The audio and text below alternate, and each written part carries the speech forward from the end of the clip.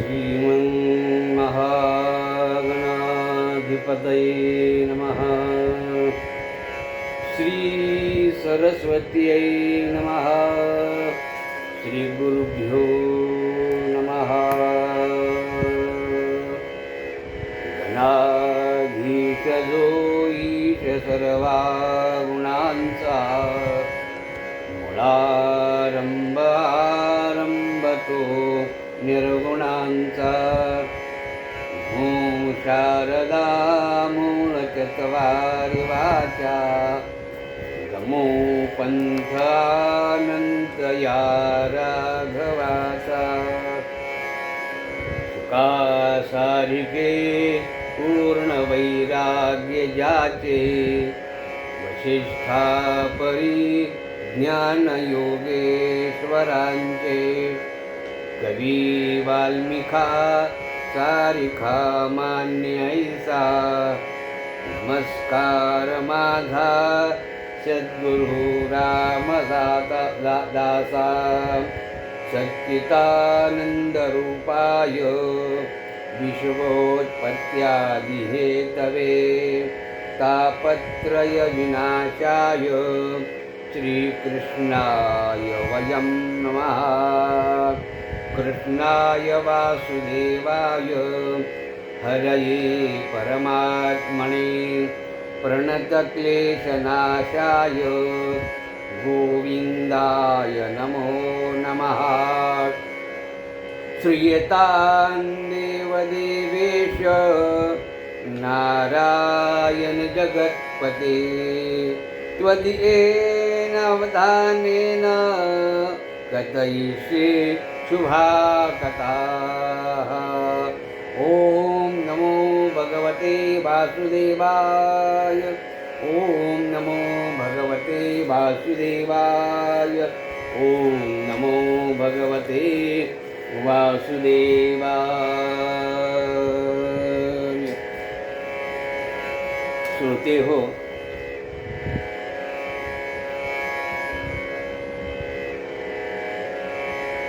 श्रीमद भागवत कथा षष्ठमधील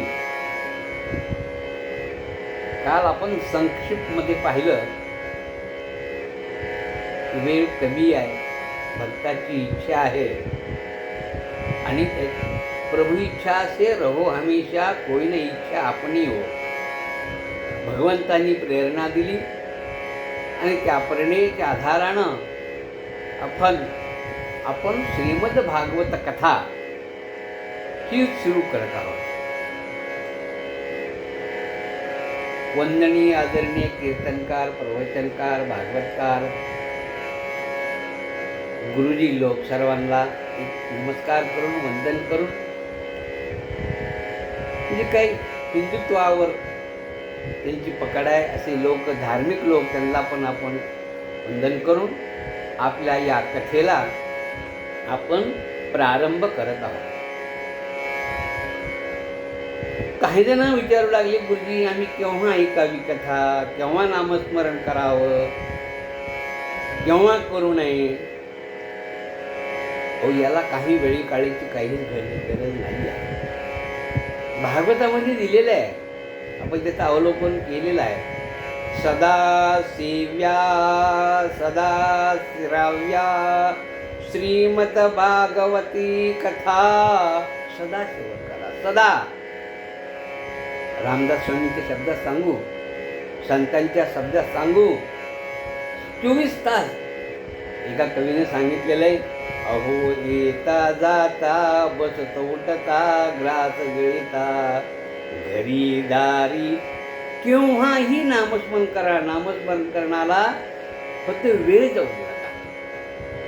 परीक्षित राजाला तेच सांगणं आहे, अरे जीवनामध्ये जे काही तुझ्या गेलेले दिवस आहेत ते काही परत येणार नाही, पण आहे त्या दिवसामध्ये, आहे त्या 7 दिवसामध्ये तू उद्धरून कसा जाशील हीच कथा सांगतायत ना। पण आपल्याला कळत नाही। अहो कितीतरी पळं गेली, कितीतरी दिवस गेल्या, कितीतरी रात्र गेली, पण आपल्याला काही कळालं नाही आहे। पण ते कळण्याकरता संत काय सांगतात, घटका गेली, पळे गेली, तास वाजे झनाना घटका गेली पळे गेली तास वाजे झनाना आयुष्याचा नाश होतो आयुष्याचा नाश होतो राम कारे म्हणाना घटका गेली पळे गेली तास वाजे झनाना आयुष्याचा नाश होतो आयुष्याचा नाश होतो राम कारे म्हणाना एक प्रहर बघा जीवनातले किती प्रहर निघून गेली तरी आपल्याला काही कळत नाहीये एक प्रहर दोन प्रहर तीन प्रहर गेले एक प्रहर दोन प्रहर तीन प्रहर गेले चारी प्रहर संसाराच्या चारी प्रहर संसाराच्या चावटीने नेले घटका गेली पळे गेली तास वाजे झनाना आयुष्याचा नाश होतो आयुष्याचा नाश होतो राम कारे म्हणाना रात्र काही झोप काही स्त्री संगे गेली रात्र काही झोप काही स्त्री संगे गेली ऐसी आठा प्रहराची ऐसी आठा प्रहराची वासलात झाली घटका गेली पळे गेली तास वाजे झनाना आयुष्याचा नाश होतो आयुष्याचा नाश होतो राम कारे म्हणाना पहा रामदास स्वामी संत आपल्या काव्यातून सांगतात आता तरी रामस्मरण कर आता तरी देवाचं नाव घे पण आपण काही घेत नाहीये आज तू श्रीमद भागवत याच्याकरताच सांगितलेलं आहे आज गुरुपौर्णिमा आहे गुरुचं आपण पूजन करायला पाहिजे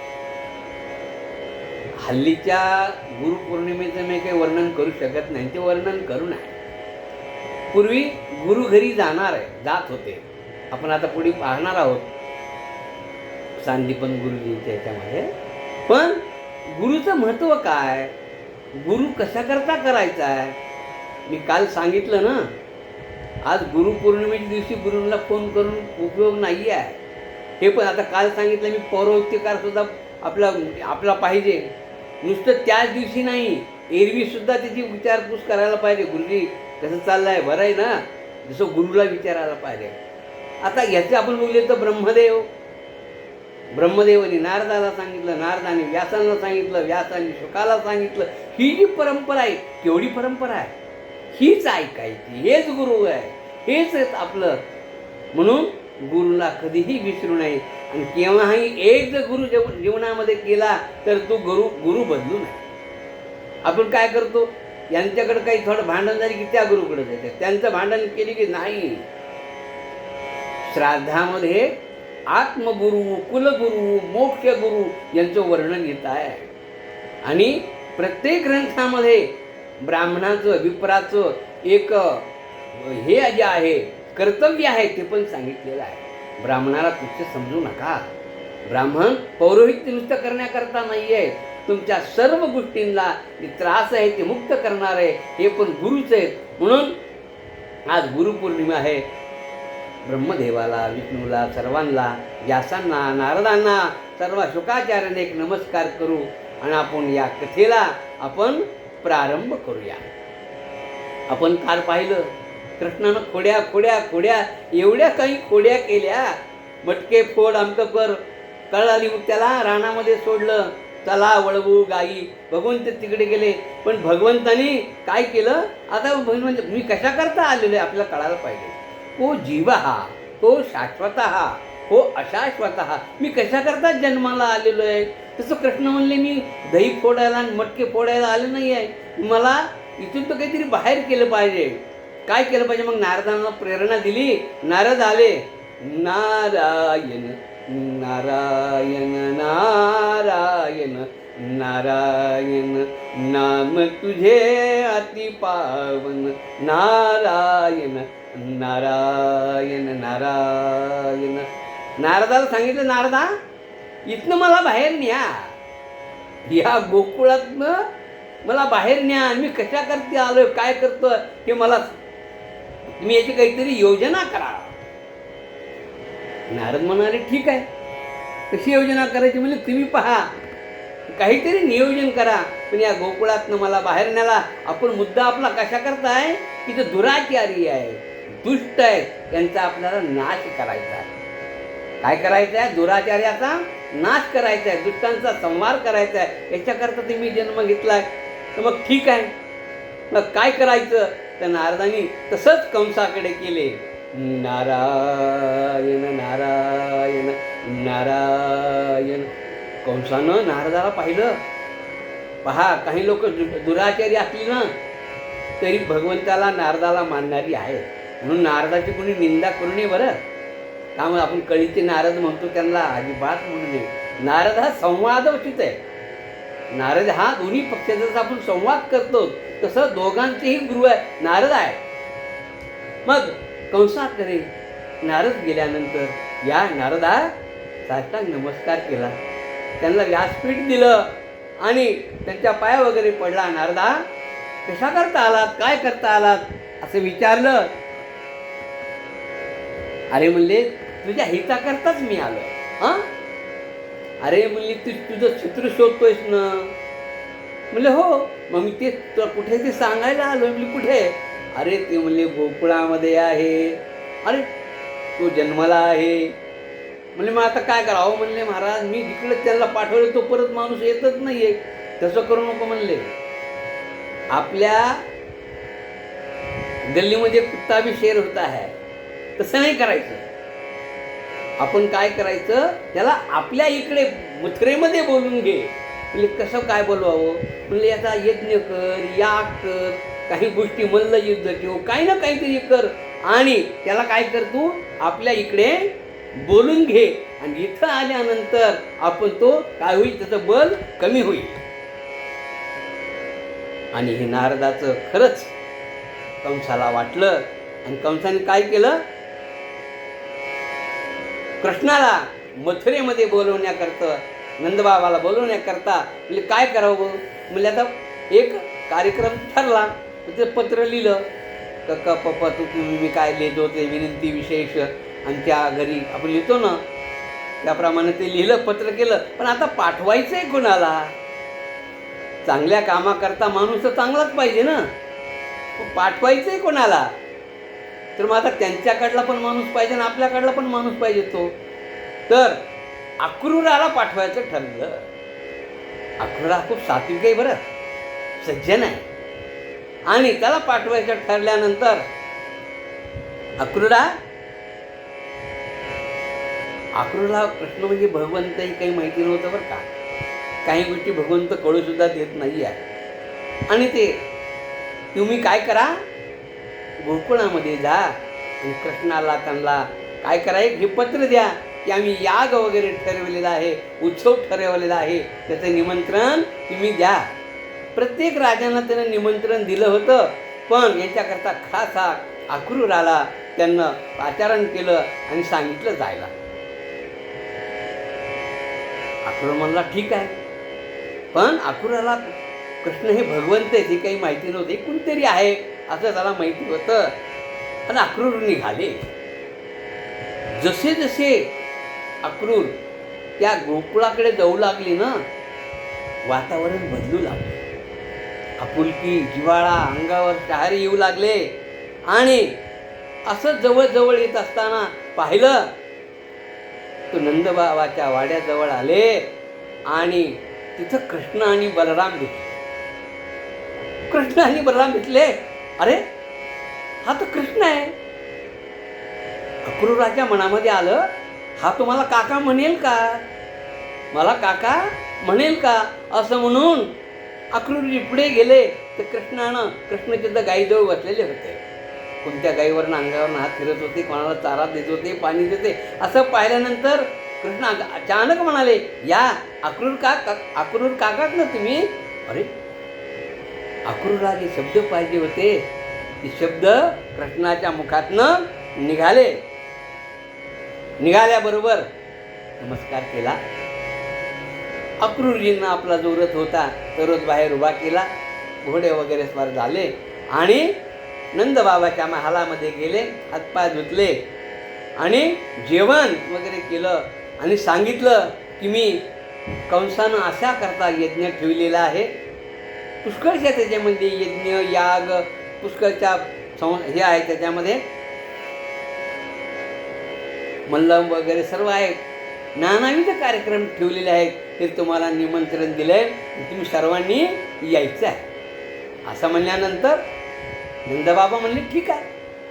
नंदबाबाला काय माहिती काय काय नाही ते, पण नंदबाबाला सांगितलं आणि बलरामाला आणि कृष्णाला म्हणले मला तुम्हाला गुप्त भेटायचं आहे. दुसऱ्या रूममध्ये घेतलं गेले आणि त्याला सांगू लागले, अरे मी तुम्हाला न्यायला लागलो बरं. अक्रूर हा क्रूर नव्हता बरं, क्रूर नव्हता, सत्वगुणी होता. त्यानं सांगितलं मी बोलल्याशिवाय कोणाला बोलायचं नाही, मी खा म्हणल्याशिवाय काही खायचं नाही. ती माणसं जरा बरोबर नाहीत बरं, तुमच्या जीवाला धोका होऊ शकतो. हां अक्रूर काका असं आहे का? हां बरं बरं म्हणले. पण तुम्ही म्हणले की काळजी करू नका, आम्ही तर आहेत. नाही नाही म्हणले, पण हे काय तिथं गेल्यानंतर तुमच्या जीवाला घातपात होऊ शकतो, म्हणून तुम्ही सावध राहा असं सांगितलं. बलराम म्हणला काय सांगायला तुम्ही अक्रूर काका, ज्या गोष्टी करता आलो तर आम्हाला ते तर करायचेच आहे. नाही नाही नाही तुम्ही असं काही करू नका असं समजावून सांगितलं. आणि कृष्णाला नेण्याकरता अक्रूर आले असं गावकऱ्यांना सर्वांना गोकुळामध्ये कळालं. एकच शुभ काळ झाला, कृष्ण जाणार आहे, कृष्ण कन्हैया जानेवाला आहे, कन्हैया जानेवाला आहे, कन्हैया जानेवाला आहे. ही जी बातमी वार्ता घरोघरी पसरू लागली आणि पसरल्यानंतर सर्व दुःखी झाले. काय करावं आणि काय नाही, काय करावं आणि काय नाही, आणि दुःखी झाले. एक एक गोपी येऊ लागली नंदबाबाच्या वाड्याच्या समोर आणि रडू लागली. का ग, आपल्याला कृष्ण कंटाळला का? आपण त्याला खूप बोलू लागलोत का? आपण त्याची जी गाराणी आहेत ना यशोदेला जास्त केली का म्हणून चाललाय का ग? नाना प्रकारची वक्तव्य विचार त्या गोपींच्या मनी येऊ लागल्या. आणि कुणी काय म्हणू लागलंय, कुणी काय म्हणू लागलं, अगं मी ज्यावेळेस माझा माठ फोडला ना दह्याचा यशोदेला सांगायला गेला होता, त्यामुळं मला माझा राग आला असेल. श्रोते हो, भक्ती कशी असते, भक्ती कशी करायला पाहिजे हे गोकुळीच्या लोकांकडनं शिकायला पाहिजे बरं. अरे रडू लागल्या, धाय रडू लागल्या गोपी. आणि एक एक आपण जे काही कृत्य केलंय ते तिथं प्रगट करू लागल्या. नाही, एक गोपी म्हणाली मी नाही, मी जाऊ देणार नाही. अक्रूर काकाच्या रथाचा जो घोडा आहे ना त्याला धरून बसेल. दुसरी म्हणली नाही, मी जो व्हील चाक आहे ना त्याला सोडणार नाही. एक जण म्हणली तसं नाही, मी म्हणेल अक्रूर काका तुम्ही पण इथेच राहा, तुम्ही पण जाऊ नका. अशी रात्रभर चर्चा. एक म्हणती मी गुगत गारानं केलं, एक म्हणती मी माझा माठ फोडल्याला सांगितला, एक म्हणती माझं मी केलं. एक जण म्हणली मी सकाळी उठले ना तर सकाळी आला आणि माझ्या मुखावरती सगळं लोणी लावलं. आमची सासूबाई गेली होती देवळामध्ये आणि आल्यानंतर पाहिलं तर माझ्या मुखाला संपूर्ण लोणी. अगं म्हणली हा सकाळी काय लोणी खाती का? तरी मला म्हणलंच होतं की तू लोणी चोरून खातीस. नाही हो श्रोते हो, ह्या नाना प्रकारच्या आठवणी भगवंताच्या आठवण करून संपूर्ण गोपिका धाय रडू लागल्या. ए कृष्णा, आम्ही चुकलो, जाऊ नको, आम्ही तू म्हणशील जे ऐकतो, तू जी काही सजा आम्हाला करायची ते कर, पण हे कृष्णा, हे काना, तू काही जाऊ नको. रात्रभर गोपी रडू लागल्या. यशोदा पण झोप नाही. यशोद्याला पण कर, माझा काना जाणार, माझा लल्ला जाणार म्हणून तिला पण रात्रभर झोप नाही आहे. प्रेम असं करावं. दुसरी दिवशीची पहाट झाली, लल्ला उठला. यशोदेने त्याला स्नान वगैरे घातलं. श्रोते हो, कपडे वगैरे घातलं. बलराम पण तयार झाले. दोघं जाण्याकरता आले. परत गोपी त्यांच्या पुढे आल्या. काना, काय चुकलं रे आमचं? तू एकदा तरी आमची चूक सांग, आम्ही तुला ती मान्य करू. आणि असं पाहिलं वारंवार गोपी कृष्णाला, आमच्याकडं काय चुकलंय, आम्ही आता सांगणार नाही, तुझी खोडी काढणार नाही, तुझी म्हणशील ती ऐकतो लल्ला, पण तू जाऊ नको, तू म्हणशील की आम्ही तुझं गारण आहे ना, आम्ही यशोदेला सांगणार नाही. आमचं किती दही तू खा, तू आमचं लोणी किती खा, आम्ही आता यशोदेला तुझं गारणं सांगणार नाही का ना, पण तू जाऊ नको. यशोदेच्या पण डोळ्यामध्ये पाणी आलं. कृष्ण गैवरून गेले आणि त्यांचा चेहरा डाऊन झाला. थोडं झाल्यानंतर अक्रूराला वाटलं, अक्रूर काका म्हणले, कृष्णा तू काय घाबरतोयस का? आता याला काय माहिती कोणाला घाबरतो काय नाही. बलराम म्हणले, महाराज तसं नाही आहे, तो घाबरत नाही आहे, पण यांचं या गोपींचं या प्रेम पाहून त्याला अनावर झालं आणि काय बोलावं काय बोलू नये त्याला कळत नाही आहे. अक्रूर काका तुम्ही चला. पण अक्रूर काका रथ कसा पुढे घेणार? संपूर्ण गोपीने त्या रथाला घेरलेला आहे, अश्रू डाळीत आहेत. कन्हैया, लाला, गोपाळा नाना प्रकारचं त्याला उपमा देऊन त्याला जाऊ नको जाऊ नको जाऊ नको असं म्हणतात. पण कृष्णाचा सुद्धा नाविलाज होता, त्याला तिकडे जायचंच होतं, कारणच होतं ते. कृष्णानं अक्रूर काकाला सांगितलं, काका आपण निघालं पाहिजे. काकाने रथ सर्वांना थोडं बाजूला करून रथ निघाला. थोडा पुढे गेल्यानंतर यशोधने जे टाहो फोडला, श्रोते हो, त्या टाहोला काहीही किती जरी तुम्ही म्हणाला त्याला शब्द नाही आहे. कान्हा, कन्हैया रथाच्या मागे जाऊन ओरडू लागली, परत पडते परत उठते परत पडते, हे लाला कन्हैया. कृष्णानं पाहिलं, अक्रूर काका थांबा, थोडं थांबा, माताजी यायली आहे, पडते उठते, थांबा. अक्रूराने रथ थांबवला. थांबवल्यानंतर कृष्ण खाली उतरले. माते, अगं काय आहे? नाही कन्हैया, तुला सांगायचं राहिलंच. काल अक्रूर काका माझ्याकडे आले होते ना, त्यांना सांगितलं मला, तू माझा मुलगा नाही आहेस, तू देवकीचा आहेस. खरंच का रे? कान्या खरं सांग, तू माझा मुलगा आहेस ना का देवकीचा आहेस? पहा किती जिव्हाळा आहे, किती प्रेम आहे. पण हे जर खरं असेल, तू देवकीचा असेल, मी माझं म्हणून तुला किती सांभाळ आहे. लल्ला, तुला याच हाताने मारलं ना रे, मी किती मारलं, तुला उखळाला बांधलं, तुला नको नको ते बोललं, तुला लोणी दिलं नाही मुद्दाम, तुला काही नाही. मी किती अभिचारी आहे, व्यभिचारी आहे. कृष्णा मला माफ कर, मी तुला खूप त्रास दिला, खूप. कन्हैया माझं चुकलं, मी तुला एवढा त्रास द्यायला नव्हतं पाहिजे. पण झाला, एक लक्षात ठेव, तू आता तिकडे जाणार, आईकडे जाणार, तुमचा दरबार खूप मोठा आहे मथुरेमध्ये, दास दासी वगैरे असतील ना, हां, पण त्या दासी ज्यावेळेस एखादी दासी कमी होईल ना, त्यावेळेस मला नेशील कन्हैया, माझी आठवण येईल तुला, त्यावेळेस तरी तुम्हाला नेशील. कृष्णाची काय अवस्था झाली असेल श्रोते हो. भागवत म्हणजे नुसतं श्रवण करण्याकरता नाही आहे, भागवत म्हणजे नुसतं 7 दिवसाचं पारायण नाही आहे. भागवत म्हणजे इहलोक परलोक उद्धरून कसं जावं आहे, माणुसकीची गोष्ट आहे, तपाचं सामर्थ्य आहे. आणि याच्याकरता आपण भागवत श्रवण करायचं आहे. माया म्हणजे काय, ममता म्हणजे काय, मी काय कोहम, मी कशाकरता आलो आहे, हे आपल्याला करण्याकरता भागवत सांगताय. पहा, माझा जरी तो मुलगा नसला, मी जरी तुझ्यावर प्रेम, कन्हैया तिथे एखादी दासी कमी झाली ना, त्या दासीच्या जागी मला ठेवशील का रे? एवढं तरी माझं काम करशील का? कसं वाटत असेल कृष्णाला. कृष्णानं मातेचे हात धरले, परत एकदा पाया पडला आणि क्षमस्व केलं अक्रूर काकाला. परत एकदा म्हणले, महाराज चला. अक्रूर निघाला.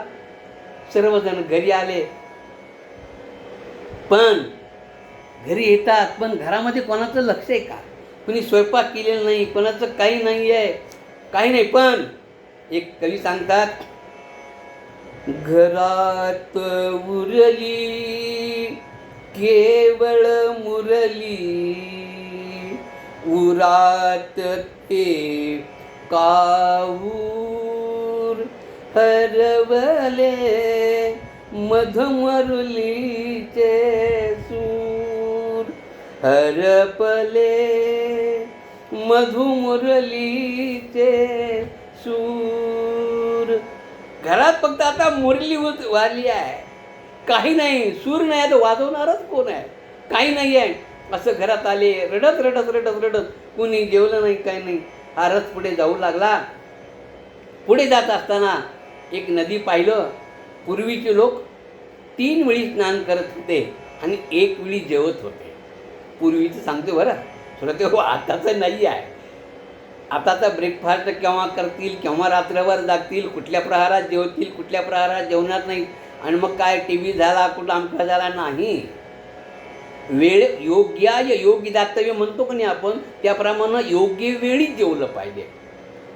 योग्य माणसाला योग्य देतो म्हणतो, योग्याय योग्य दातव्य म्हणतो ना, तसं योग्य वेळी थोडं थोडं आपण जेवलं पाहिजे. तसं पूर्वीचे लोक 3 वेळी स्नान करत होते आणि 1 वेळी जेवत होते. श्रोते हो, अक्रोड काका यांना घेऊन निघाले. दुपारची वेळ, ती संध्येची वेळ झाली, पूजेची वेळ झाली. रथ थांबवला अक्रोडानं आणि नदी पाहिली, कपडे काढले आणि आंघोळ केली. आंघोळ केल्याबरोबर आंघोळ केली आणि वरी आले तर त्यांना संपूर्ण जे कृष्णाचं रूप डोहामध्ये पाहिलं होतं ते त्यांना तिथे दिसायला लागले. परत डोहामध्ये गेले, परत आले, परत पूजेला बसले. आणि पूजा करत असताना ती मानस पूजा करायची. काय मानस पूजेला तुम्हाला उपचाराची काही गरज नाही आहे. रत्नैहि कल्पितमानसं जमदलै रत्नंच दिव्यांबरम, ही जी मानस पूजा केली ना, याला काही कशाचीच गरज नाही आहे. फक्त स्नान करायचं, पितांबर नेसायचा आणि भगवंताचं ध्यान करायचं. हा अक्रूर आला, स्नान केलं आणि भगवंताचं ध्यान केलं तर त्याला पिवळा पितांबर दिसला आणि भगवंताचं ध्यान केलं आणि ध्यानात उठल्याबरोबर कृष्णाच्या अंगावर तोच पितांबर. अरे आता हा दुसरा होता कृष्णाच्या अंगावर, आता कसं काय झाला? परत काहीतरी चुकायला लागली. परत ध्यान करत बसले, परत परत पूजा केली. आता लाल पितांबर आला, मग अशी हिरवा पितांबर आला, परत कृष्ण. काय करावं म्हणजे आपलं काहीतरी आज ध्यान चुकत आहे, आपली काही झालं नाही. परत एकदा बसले आणि परत एकदा भगवंताला पाहिलं तर तोच म्हणजे कृष्ण, कृष्ण म्हणजे तोच. तो कृष्णा अक्रूराला कळालं आणि भगवंताला एक साष्टांग नमस्कार घेतला. साष्टांग नमस्कार घातला. कृष्ण म्हणले, राहू द्या राहू द्या, मला फक्त तुम्हाला सांगायचं होतं, तो म्हणजेच मी म्हणजे तो. मग काय केलं, परत बसले आणि अक्रूरानं हात जोडले आणि काय म्हणाले, पिवळा पितांबर पिवळा पितांबर नेसवीन तुला, पिवळा पितांबर. हे कृष्णा, मानसपूजेमध्ये जी मी होताच ना तू तसंच मला दिसायला लागलात. मी काय करेल तुला आता? पिवळा पितांबर नेसवीन तुला, शेला घालीन हिरवावरती, शेला घालीन हिरवावरती. अरे माझ्या गोपाळ कृष्णा, करील तुझी मी आरती. अरे माझ्या गोपाळ कृष्णा, करील तुझी मी आरती. सोनियाच्या ताटी पक्वान्नाची दाटी, सोनियाच्या ताटी पक्वान्नाची दाटी. दया दुधांनी करीन वाटी, दया दुधांनी भरीन वाटी. अरे माझ्या गोपाळ कृष्णा, करील तुझी मी आरती. अरे माझ्या गोपाळ कृष्णा, करील तुझी मी आरती. शांती तबकात क्षमा फुलवात, शांती तबकात क्षमा फुलवात. नित्य राहावे तू मज पासी, नित्य राहावे तुझ मज पासी. अरे माझ्या गोपाळ कृष्णा, करील तुझी मी आरती. अरे माझ्या गोपाळ कृष्णा, करील तुझी मी आरती. अरे माझ्या गोपाळ कृष्णा, करील तुझी मी आरती. मग कृष्ण म्हणले राहू द्या अक्रूर काका, राहू द्या. मग त्यांना वस्त्र वगैरे परिधान केलं आणि पुढे येऊ लागले. तर पुढे येत असताना त्यांना एक धोबी दिसला, परीट. आता आपण पण पाहुण्याकडे जायचं म्हणल्यानंतर कपडे थोडे चांगले घालतो ना, कपडे वगैरे टॉप टीप राहून वगैरे सगळे राहून, गॉगल वगैरे चष्मा वगैरे बदलून जातो का नाही आपण. तसं कृष्णाला वाटलं आता आपण इथं आलो तर थोडा आपला गावाकडचा पोशाख आहे थोडा बदलावा आणि जावं. आता बदलामध्ये तिथं धोबी दादा होते. ओ धोबी दादा, अहो म्हणले आम्हाला थोडी कपडे घालायला देतात का त्याच्यातले. ले राजाचे कपडेत म्हणले, तुझा कसं काय, तू कसं काय घाल दिलेला, चाल म्हणजे दुसरं बघ. अहो म्हणला आम्ही पैसे देतो तुम्हाला. नाही नाही नाही म्हणल्याबरोबर कृष्णाने जे एक मुष्टीप्रहार केला की तो धोबी जागत्या जागी गतप्राण झाला. आता त्यांनी ते कपडे घेतले, स्वतःला तेवढा पितांबर, निळवर्ण आपला बलरामाला, पेंद्याला, प्रत्येकाला एक एक एक एक एक एक त्यांनी पितांबर दिला. आता काय आपण ऑनलाईन जर कपडे मागवले ना ते मोठे तरी होतात, मोठे झाल्यानंतर काय करावं लागतं आपल्याला, टेलरकडे जावं लागतं. म्हणून आता हे मोठे कपडे नीट करण्याकरता शेजारी टेलर बाबाकडे गेले. आता हा कार्यक्रम धोब्याचा यांनी पाहिला होता. एका मुष्टीप्रहारात तुकडे गेला वरी. तर हे यायच्या अगोदरच शिंपीदादा म्हणे आणि बाबा मारू नको, शिवून देतो पण मारू नको. मग कृष्णाने सर्वांची ती कपडे आपल्या मापाचे वगैरे घेतले आणि असंच घेत असताना पुढी माळी होता,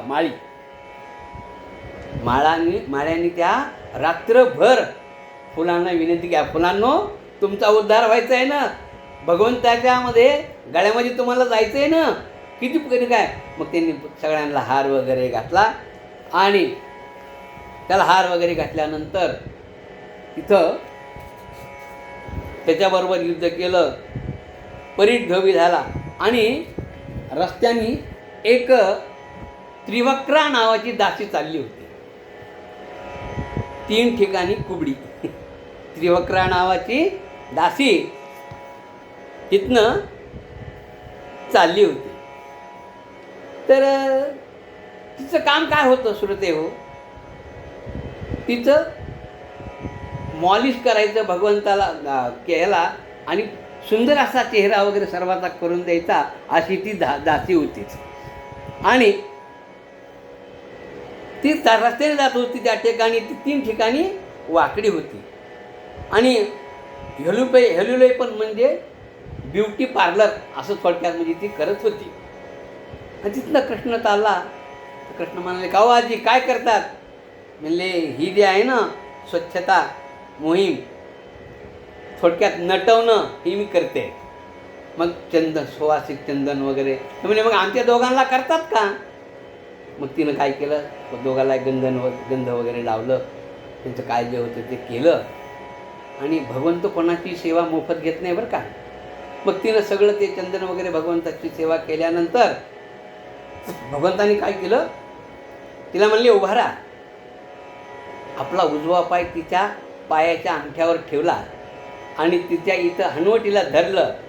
काय केलं, हनवटीला धरलं आणि कट्ट कट्ट कट कट्ट असं फिरले होतं.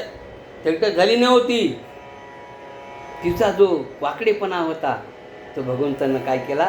म्हणून भगवंत जेवढी काही वाकडे माणसं आहेत ना त्यांना काय करतो, रूप दिसायला खूप चांगली होती पण वाकडी तिकडी होती. म्हणून भगवंतानं तिला काय केलं, नीट केलं, तिला पण मुक्ती दिली.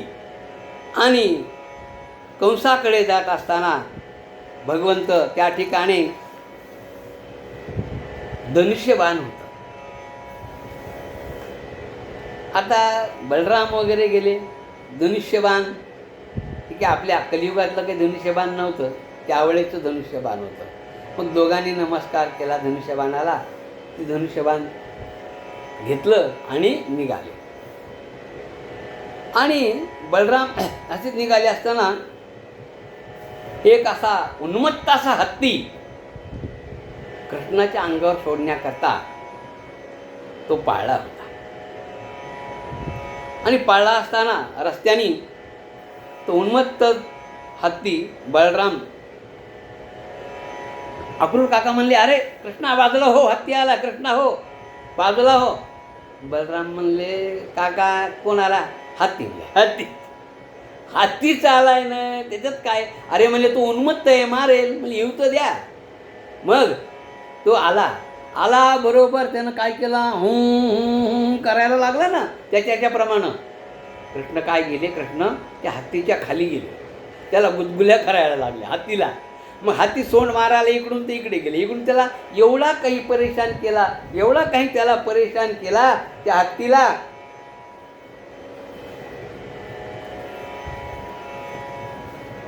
हत्तीला खूप परेशान केला. तो थकला आणि शेवटी भगवंतानं काय केलं, वरी चढला आणि त्याच्या अंगावरती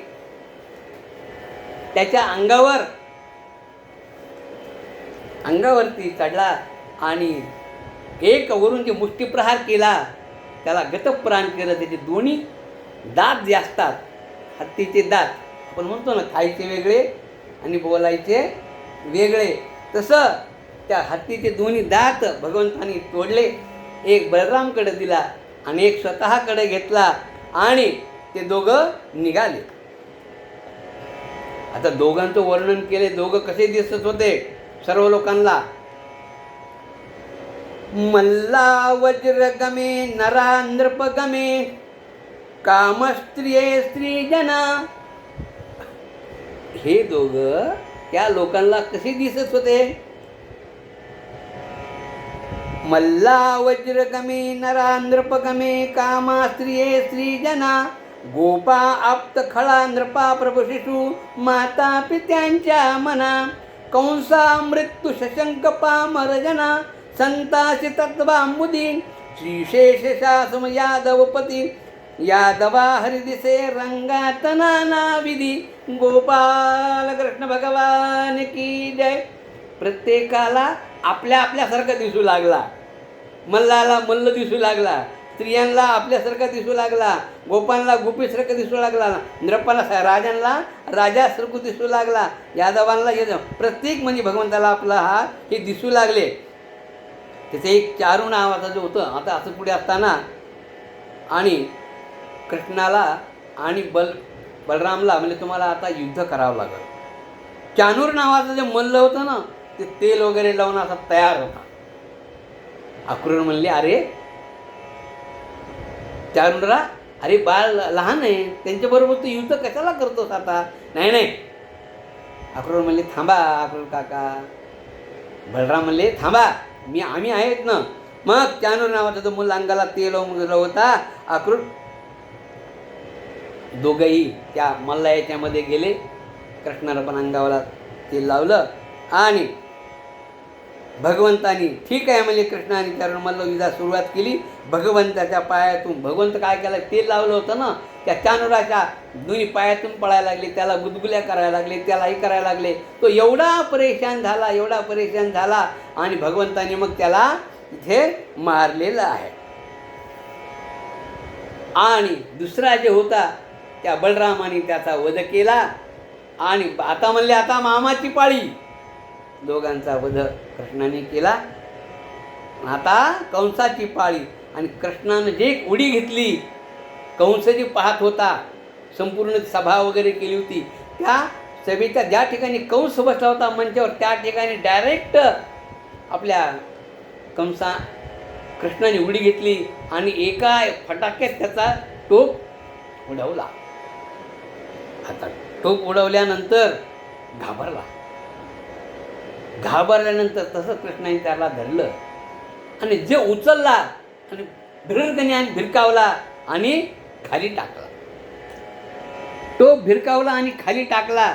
त्याला 2-3 वेळी मैदानात आपटला आणि त्याच्या छातीवर बसला. त्यावेळेस नारळ फोडायच्यावर का एकदम तिथं नारळ फोडा आणि त्याचा भगवंताने काय केलं, एक जो प्रहार त्याच्या मुष्टी प्रहार केला. गोपाल कृष्ण भगवान की जय. कृष्ण कृष्ण जय कृष्ण कृष्ण जय कृष्ण कृष्ण जय कृष्ण कृष्ण जय कृष्ण कृष्ण जय कृष्ण कृष्ण जय कृष्ण कृष्ण जय कृष्ण कृष्ण जय कृष्ण कृष्ण जय कृष्ण कृष्ण जय गोपाल कृष्ण भगवान की जय. असे प्रकारे कंसाचा वध केला आणि भगवंत आता तिथनं कृष्ण आणि देवकी वसुदेव यांना भेटायला निघालेले. श्रोते हो, पराक्रम केल्यानंतर आपण आईवडिलाला सांगतो का नाही, पण हे कुठे होते? कारागृहात होते. कारागृहामध्ये कुळी कन्या पुत्र होते जे सात्विक, तयाचा हरिक वाटे देवा. श्रोते हो, त्याचा वध केल्यानंतर दोघं कृष्ण आणि कृष्ण कुठे गेले? देवकी आणि वसुदेवांकडे गेले. त्यांना दोघांना साष्टांग नमस्कार घातला. त्यांना कारागृहामध्ये काढलं आणि नंतर आजोबाकडे गेले. सर्वात सुख कोणाला मिळते? मुलापेक्षा आजोबांना जास्त असतंय. आणि उग्रसेन राजाकडे गेले आणि त्यांनी अरे कोण आहे? अक्रूराय कोण आलेत? म्हणले तुमचे नात. अरे त्यांना लपव, कंस मारेल. म्हणले आता तो राहिला तर मारेल नाही, यांना आता कुठं मारणार? म्हणजे आजोबा तुम्ही काही काळजी करू नका. काही वेळेला आपली नातू आपल्याला बोलायला लागले ना की आपल्याला एवढं तसं वाटतं, कौतुक वाटतं. तसं अक्रूर म्हणला तुमचे नातू आहेत. उग्रसेनाला इथे आनंद झाला आणि आनंदाच्या वरामध्ये त्यानं त्या दोघांनाही जवळ घेतलं. कृष्ण म्हणाले आजोबा घाबरू नका, आता आम्ही आहोत ना. आणि तो जो मुकुट होता कृष्णानं काढून टाकलेला, तो पेंद्याने झेलला होता खाली, तोच मुकुट आणला आणि आपल्या राजा उग्रसेनाला त्यांना घातला. कृष्ण आता मुंजीच्या योग्य झालेले आहे. योग्य वेळेमध्ये योग्य केलं पाहिजे. आता आमच्याकडे काही लोक येतात ना, म्हणले मुलाचे आता गुरुजी लग्न करायचं आहे. आम्ही म्हणलं मुंज झाली का? नाही म्हणले दोन्ही बरोबरच करायचं आहे. आता तो मुंजा कसं होईल? आता त्याचं ओपन कसं करावं, त्याला लंगोट कसा घालावा, आता काही गोष्टी असतात इथं बोलता येत नाहीत. आणि बोलले तर म्हणले गुरुजी आता हे काय करायचं आहे? जानवत कशाला घालायचं आहे? शेंडीत कशाला ठेवायची? अरे बाबा हो, ते म्हणून सगळं आपण आहोत, हे तर काही नाही. आपण आपला धर्म आपण पाळलाच पाहिजे. अति करू नका आणि कमी करू नका, पण आपला धर्म आपण पाळलाच पाहिजे असं शास्त्र आपल्याला इथं सांगतंय. आणि मग मुंज सावधान पायी वाळे पैंगणाला शोभा, गोपीमध्ये ठेंगणा कृष्ण उभा, ऐसी त्याती क्रीडेविधी गोपविनारी, पाया देवो वामनो ब्रह्मचारी बटवाचार्य शुभं भवतु. असं तिथे मुंज वगैरे झाली. आणि पूर्वी अशी प्रथा होती की गुरुकुलामध्ये शिक्षणाला जायचं. कुठं जायचं? आपल्या गुरुकडं. आता हा भगवंत आहे, याला काही शिकायची आवश्यकता आहे का? पण नाही. पूर्वी ज्या प्रथा होतं, आपण एखादा माणूस खूप श्रीमंत असला ना, त्याला वाटतं देवाला काय नमस्कार करायचा आहे, देव माझ्या घरीच आहे. नाही, तू कुठे किती जरी मोठा असशील, पण भगवंताच्यापेक्षा तू मोठा नाहीच आहेस. तसं भगवंताला कुठे गेले? विद्याग्रहण करण्याकरता क्षिप्रा नदीच्या जवळ सांदीपणी नावाच्या सांदीपणी आश्रमामध्ये एक ऋषी होते. त्यांच्याकडे आश्रमात त्यांना विद्याग्रहण ठेवण्याकरता केलं. म्हणून आपल्याला आचार विचार उच्चार का राहतात की आपले गुरुवर आपली विश्वास पाहिजे आणि गुरु आपल्याला हमेशा करता चांगलं शिकवत असतात. म्हणून सांदीपणीच्या आश्रमामध्ये त्यांना शिकायला पाठवलं. बरं काय काय शिकले ते?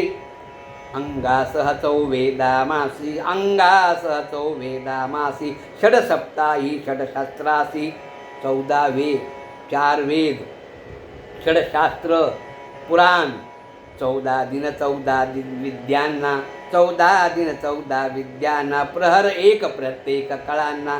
परत एकदा काय काय शिकले ऐका. अंगासह चौवेदामासी, षडसप्ताही षडसप्तासी, 14 दिन 14 विद्यांना, प्रहर एक प्रत्येक कळांना, शस्त्राधीन काही 1 वर्ष गुरु सदनी राही, थोरांचे मत असून काही जन अनुसरती, म्हणून वागला प्रभू या रीती. हे सगळं काही वेद अध्ययन वगैरे सगळं शिकवला. आणि मी पण भगवंत आहे, पण मी शिकत नाही असं नाही म्हणायचं. भगवंत पण शिकला हे त्यांना सगळ्यांना सांगायचं आहे. आणि असं शिकत असताना गुरुच्या घरी नुसतं गुरु घरी राहायचं नाही, संपूर्ण समिधा वगैरे आणायच्या, गुरु म्हणतील ते कामं करायचे. असं सर्व चालत असताना एकदा फिरत फिरत फिरत तिथे सांदीपनीच्या आश्रमामध्ये परशुराम आले. 2 मिनिट आपण भगवंताचं नामस्मरण करू आणि पुढच्या त्या कथेला आपण चालू कंटिन्यू करून घेऊया.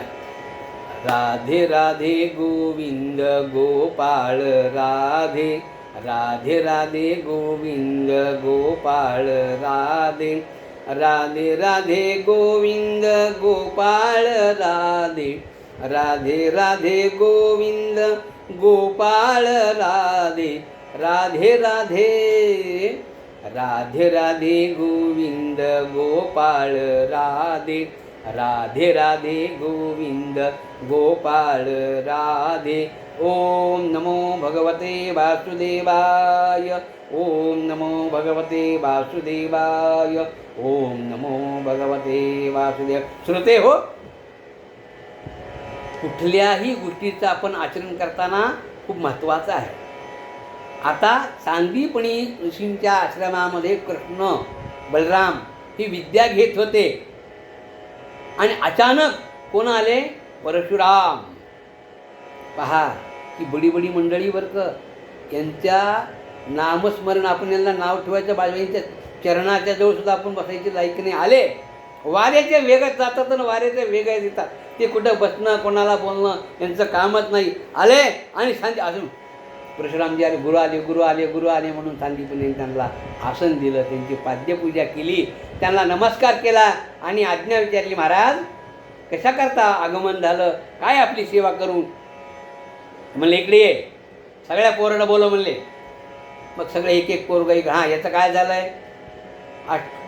2 अध्याय झाले, चला तुझं किती 8 अध्याय दिले, तुझं काय झालं काय नाही. प्रत्येकाला विचारत विचारत विचारत कृष्णाची पाळी आली. याचं काय म्हणले? याचं सगळं झालं.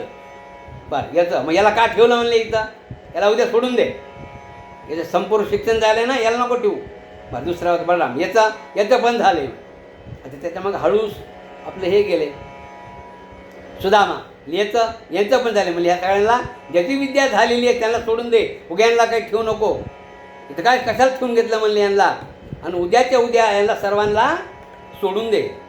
आता परशुरामांची आज्ञा म्हणल्यानंतर काय हो, मग ठरलं की दुसऱ्या दिवशी यांना आपल्या भाषेत संड्याप द्यायचं म्हणतो कोणी त्यांचा, तसं ठरलं की दोघं आता आपल्या तिघंही ज्यांचं शिक्षण झालं आहे आपल्या या विद्या ग्रहण करून आपल्या इथून ते निघणार. तर पूजा वगैरे सगळं झाली आणि सहज कृष्णाला सांदीपनी म्हणले, अरे कृष्णा गुरुदक्षिणा काय देणार? काय देणार? अरे म्हणले मी विसरलो होतो गुरु महाराज, तुम्ही सांगा. नाही नाही असू दे म्हणले. पुढे सहज विचारलं म्हणले, नाही नाही म्हणले महाराज आता द्यावं लागेल. कृष्ण म्हणायलेत घ्या आणि सांदीपनी म्हणायलेत नको. कृष्ण म्हणायलेत घ्या. याच्यामध्ये काय झालं बघा, मित्र कसा असावा, सखा कसा असावा, गुरुबद्दल कशी प्रेम असावं, गुरुच्या पत्नीबद्दल कसं